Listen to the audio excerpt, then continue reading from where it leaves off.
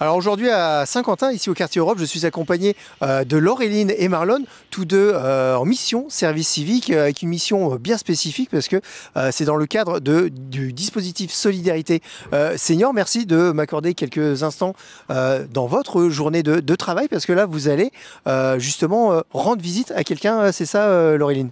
Oui, tout à fait. Cet après-midi, on a un rendez-vous avec une dame à qui on rend visite régulièrement. Alors c'est ça, votre mission, c'est ça, l'intérêt de Solidarité Senior, c'est de briser la solitude, rompre l'isolement et aller au-devant des personnes qui peut-être ne verraient pas grand monde le reste du temps. Oui, c'est ça en fait, c'est pour rompre l'isolement et on va chez eux pour boire un café, discuter, sortir, jouer aux cartes ou même regarder la télé. Voilà. Rompre la solitude, c'est bien ça le maître mot. C'est un engagement donc en service civique pour une durée de combien de temps? C'est pour une durée de 8 mois. Dans notre cas, nous, ça a duré 8 mois. Et comment s'est passée votre intégration? Il y a eu un recrutement, il y a eu des entretiens, il y a eu des étapes à franchir. Vous étiez plusieurs sur les postes avant de pouvoir intégrer vos fonctions? Oui, on a eu, première phase, c'est le recrutement directement avec le service civique, qui eux après nous mettent en contact avec le bailleur social qui est Claisance justement, qui met en œuvre cette mission. Et après on a directement l'entretien avec les responsables qui eux choisissent. On va dire qu'on était une bonne dizaine à peu près, et puis là on n'est plus que 2 aujourd'hui. Et vous êtes en fin de parcours, d'autres vont arriver et prendre votre place. La transition entre ces deux équipes, comment les gens que vous rencontrez au quotidien la préparent? Parce qu'ils se sont habitués à vous et j'ai envie de dire du jour au lendemain, bah, ça ne sera plus Marlon et Laureline, ça sera quelqu'un d'autre. C'est une petite appréhension? Alors, ils ont une très grosse appréhension même. Mais depuis le début, on les prépare pour leur dire qu'on n'est pas là toute notre vie. On va leur rendre visite même quand on aura terminé. Hein. C'est pas ce qui va nous empêcher de ne plus aller les voir. Mais bien sûr, on les prépare quand même à ce que ce soit d'autres personnes qui viennent plus régulièrement. Et donc là, cette personne que l'on va rencontrer, donc là, bah voilà, on est au pied de son immeuble. C'est une personne que vous suivez, entre guillemets, depuis le début de votre parcours. Il y a des liens particuliers qui se sont créés? Oui, il y a beaucoup de liens qui se sont créés. D'ailleurs, elle nous considère, on va dire, comme ses petits-enfants, vu qu'elle a pas trop le temps de voir ses enfants ou même ses petits-enfants. On est très bien accueillis comme si on était ses enfants, quoi.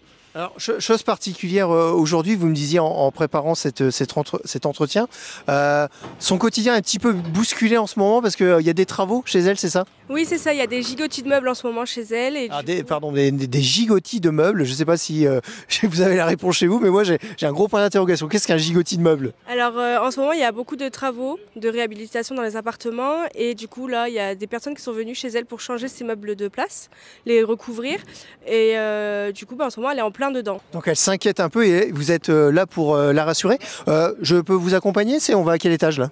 On va au 8e étage, mais vous pouvez venir avec nous. Merci, je prends de vos doléances. Ah, bonjour les enfants, entre les entreprises.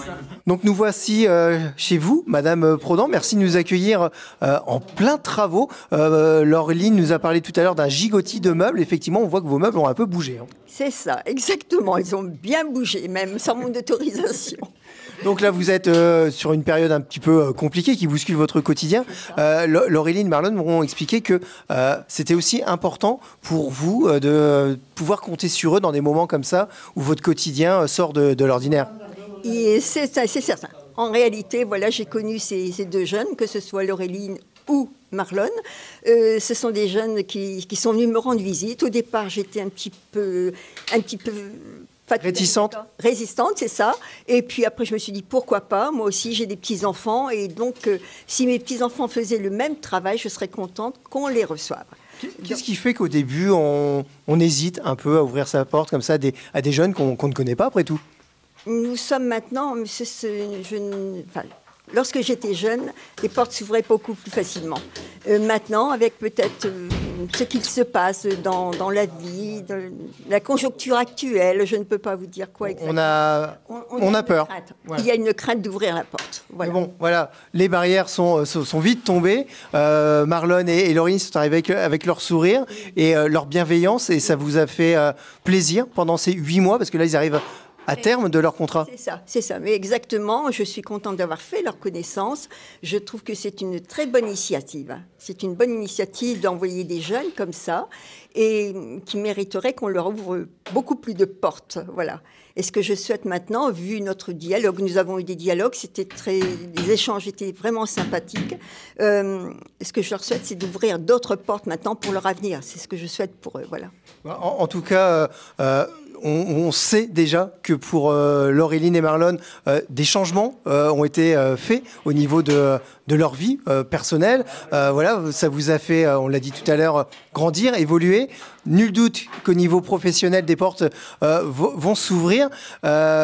J'ai envie de vous dire maintenant comment on va faire la transition avec les remplaçants. Eh bien, si vous me les présentez un jour, je les recevrai, eux aussi. Ça sera avec plaisir de pouvoir dialoguer un petit peu avec ces personnes-là, oui, si ça se présente. L'histoire continuera ? Ça continuera pour moi, oui, c'est sûr, ça continuera, oui. Ouais, ça fait plaisir d'entendre ce genre de témoignage, Laureline ? Ah oui, ça fait très très plaisir, surtout de Madame Prodan, quoi. Ça fait très plaisir. Marlon ? Pareil, ça fait plaisir, sachant que Madame Prodan, elle a le cœur sur la main, tout ce qu'elle dit c'est sincère, donc ça fait plaisir. Voilà, c'est sur ces belles paroles, ces beaux témoignages qu'on vous laisse. On vous a présenté les... Je les remercie tous les deux parce qu'ils me donnent franchement une qualité que je ne me connais pas. Voilà. Voilà, je ne pouvais pas conclure mieux que Madame Prodan.